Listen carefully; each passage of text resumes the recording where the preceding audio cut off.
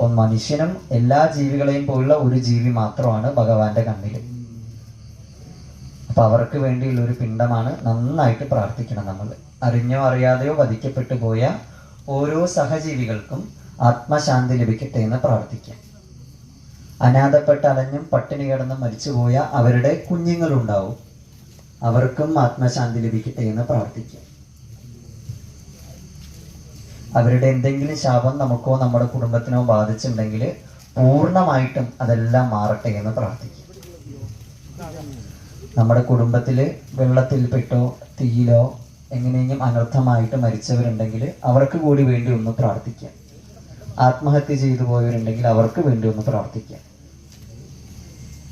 കുടുംബത്തിലോ നമ്മുടെ വംശത്തിലോ ആത്മശാന്തി കിട്ടാതിരിക്കുന്ന ഏതെങ്കിലും പൂർവികരുണ്ടെങ്കിൽ അവർക്കെല്ലാം ആത്മശാന്തി ലഭിക്കട്ടെ എന്ന് പ്രാർത്ഥിക്കുക.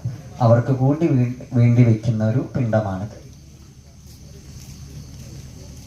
ഓം ജ്ഞാത അജ്ഞാത ഉഭയകുല പിതൃണാം മാതൃണാം തർപ്പയാമി. നന്നായിട്ട് പ്രാർത്ഥിച്ചു വയ്ക്കും കേട്ടോ. നല്ലതുപോലെ